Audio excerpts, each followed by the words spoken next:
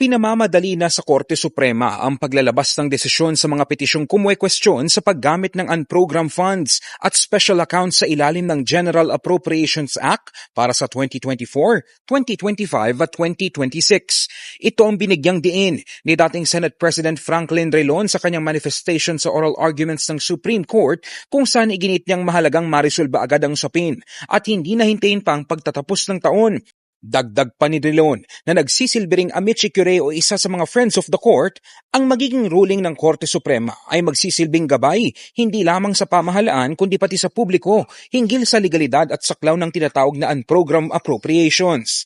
We are making this manifestation to respectfully urge the court to decide on this case as early as possible, preferably by Congress, because the decision of this court will provide guidance not only to the government but to the public in general. That is why it is very critical, Your Honor, that this honorable court provide Congress and the public in general as to the guidelines of what is constitutional and what can be done with the unprogrammed appropriation. Napapanahon din anya ang agarang desisyon, lalo't isinusumite sa Kongreso ang panukalang budget 30 araw matapos ang State of the Nation Address na nakatakdang isagawa sa susunod na buwan.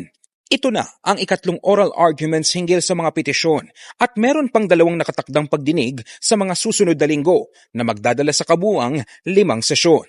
Isa sa mga dahilan ng katagalan ay ang pagsasama-sama ng 3 magkakasunod na pambansang budget na pinagtatalunan sa iisang pagdinig.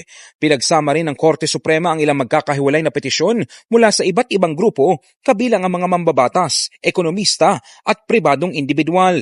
Dagdag pa rito, komplikado ang usaping pinansyal at constitutional kaya't nagpatawag ang Korte ng mga expert witnesses o yung amici curiae. Kabilang dito si Drilon, ang dating Budget Secretary Benjamin Diokno at iba pa na sumasailalim sa masusing pagtatanong ng mga mahistrado. Sentro rin ng usapin ang maselang tanong sa power of the purse at kung lumampas ba ang Kongreso sa kapangyarihan nito sa pagdaragdag ng unprogrammed funds. Dahil sa lawak ng epekto nito sa pambansang ekonomiya at sa mga susunod na budget ng bansa, itinuturing na kritikal ang magiging desisyon ng Korte Suprema kaya't bagamat pinamamadali, kinakailangan pa rin ng masusing pagbusisi bago maglabas ng final ruling.